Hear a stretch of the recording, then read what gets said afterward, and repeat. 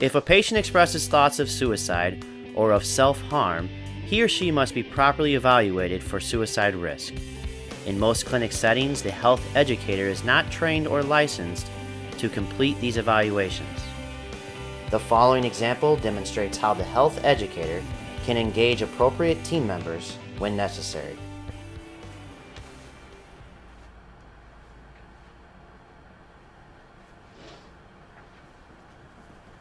Hi Joan, my name is Mia and I'm the health educator here at the clinic. Part of my job is to go over these healthy lifestyle questionnaires with patients. So I think you filled this out at the front desk today. Mm-hmm. Would it be alright if we spend a few minutes going over this? Sure. Okay. So I want to let you know your provider is on his way in.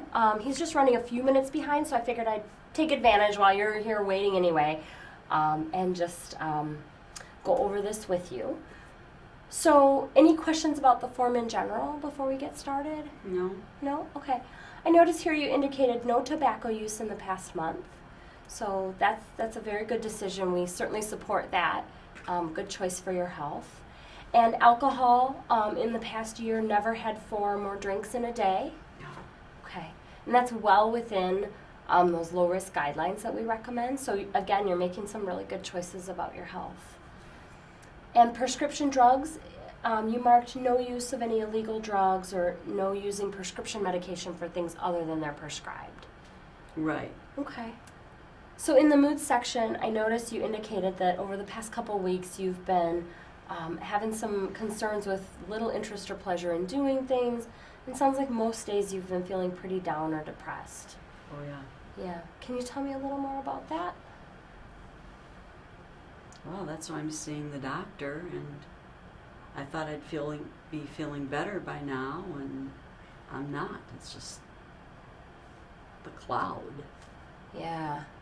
Just really hard. That's what you're here to see the doctor for, and it sounds like you've been on some treatment for depression. I thought it would do something by now, but it hasn't. Yeah, and that's really, really frustrating to Yeah. be waiting to feel better. Mm-hmm. Yeah, I imagine. Well, I wonder, would it be okay to go through a few more questions that just ask a little more specifically about your mood? And that'll help us just kind of take your temperature a little bit and get a sense of where you're at with this. And then we'll talk about some feedback. And this will be some good information to share also with your doctor. Let him know how you're doing in terms of managing those symptoms. Okay. Okay, so there's 9 questions on here, and we can look together at it. For all of the 9 questions, it asks you to think about just the time frame of the past 2 weeks. So not forever, not since you've been feeling down, but just in these past couple weeks. And so it asks how often you've been bothered by all, and then there's a list of 9 things. And the response choices for all of them are not at all, several days, more than half the days, or nearly every day. Okay. So, and I can remind you of those as we go. Okay. So the first one says, how often have you been bothered by little interest or pleasure in doing things? Every day. Every day. Okay. And feeling down, depressed, or hopeless? Every day. Every day. Yeah. Trouble falling asleep, staying asleep, or sleeping too much? The first 2 every day, but not the last one. Okay. So it's mostly problems falling asleep and problems staying asleep. Yeah. Gosh, so really not getting good sleep. Oh, I imagine that's just so hard. Doesn't help. Certainly doesn't help feel any better. And feeling tired or having little energy? All the time. All the time, yeah. So nearly every day for that one too. How about poor appetite or overeating? I don't know. I eat a lot of junk, it seems like. I used to eat good food, and now I just as soon have a Coca-Cola and Doritos. Yeah. So it's not, it seems like it's not so much the appetite, it's just the quality of what you're eating. Doesn't feel worth the effort to cook yourself a wholesome meal. That Exactly. Kind of It's just too much effort. Yeah. So thinking about just the appetite, would you say that's not at all? It's more the energy to do the cooking? Or is it really an issue of having poor appetite? I don't know. I can go through a bag of Doritos with no problem, so I don't know if that's appetite or not. Okay. it's kind of hard to sort all that out. It is. What's what? What's really... Exactly. Yeah. Okay. And then the next one says, how often have you been bothered by feeling bad about yourself? Maybe feeling like you're a failure, or that you've let yourself or other people down. I feel that a lot. Yeah.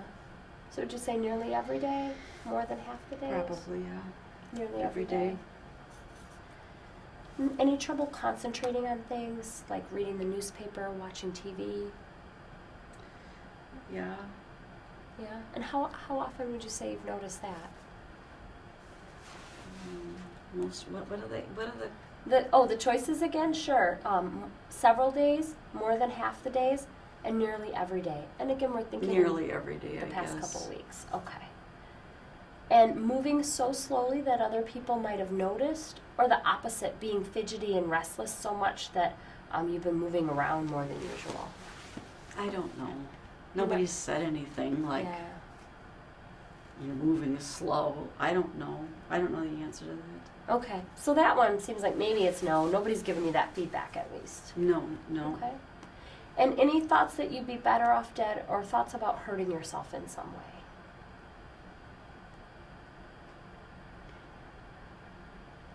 I guess so. Yeah. And would you say more than half the days, nearly every day, several days? Several days, probably. Several days. And can you tell me a little bit more about that?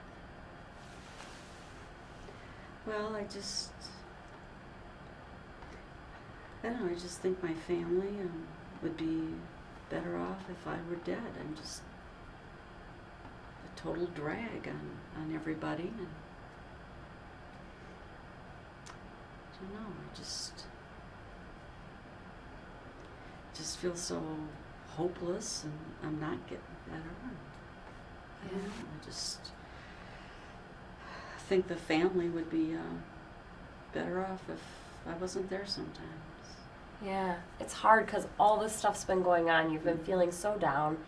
And it sounds like you've been doing some stuff. You've been working with your doctor to try and turn things around. Mm-hmm. It's pretty frustrating that it hasn't happened yet. And so sometimes you really think, like, gosh, maybe the world would be better off if I weren't here. I imagine that it's hard to have those thoughts. Yeah, hard to feel that way for sure. I wouldn't do anything, if that's what you mean. I wouldn't do anything, but I think a lot of people feel that way at different times, don't you think? Yeah, people do have those thoughts. It's not totally outside the normal to have those thoughts, but it's certainly not something we want you to be feeling that way about. Yeah. It sounds like, kind of overall, things have been really hard for you lately, and you've been really doing some stuff. You've been working with your doctor to try and turn this around, and it's been pretty frustrating to you that things aren't feeling better, and at times you're feeling kind of hopeless and stuck. Oh yeah. And maybe a little bit just trapped, and like, gosh, I'm not any good to myself. I'm not any good to the people around me. You got it. Yeah. So part of what we do here at the clinic is we really work as a team. So I work with the doctor to help patients who are experiencing depression, and to kind of supplement some of what we do. And then I also work with the social worker. And so part of our sort of normal process is that whenever people have been feeling this way, like, gosh, maybe it's better if I'm just not around, we usually invite the social worker to just come in and join us for the visit. Oh. Because we want to make sure that we're doing the best job we can to get you better. I don't want to see a social worker, and I don't want to make this bigger than what it is. I mean, you asked, and yeah, sometimes I think everybody would be better off if I exited, but I don't want another person involved with all of this. I mean, I've seen my doctor, I see you, and now a social worker. Yeah, it feels like that a lot. gets overwhelming. It feels like a lot. Yeah. And so part of our job here is to make sure that you're safe and make sure we're doing the best job possible to help you feel better. So it won't be a separate visit. What I usually do is just ask the social worker to come and join us, and we'll just continue talking, but she'll kind of join in. Now? Yeah, just as part of the visit today. And part of it is it's not my job to figure out the best possible way to help patients who are feeling this way and the best way for us to keep you safe. That's really her job, and she works with the doctor just as a part of the team like I do. So I'm just going to ask her to come join us, and you can at least meet her and talk with her for a little bit, and then we can decide together where we should go from here. Is that, yeah, all right. I think you're making a bigger deal out of this, but... Yeah, you certainly don't want a whole big fuss being made. Exactly. Yeah. Well, we won't make a big fuss at all.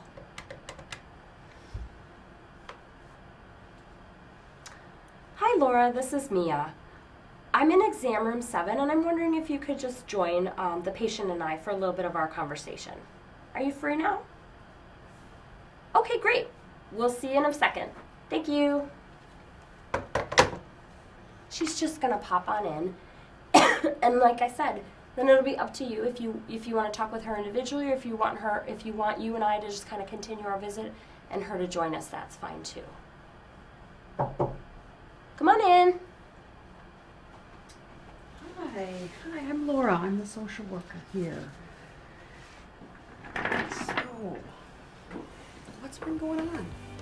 The health educator maintained an empathetic stance and offered the patient choices while appropriately linking to another member of the team for a thorough suicide risk assessment.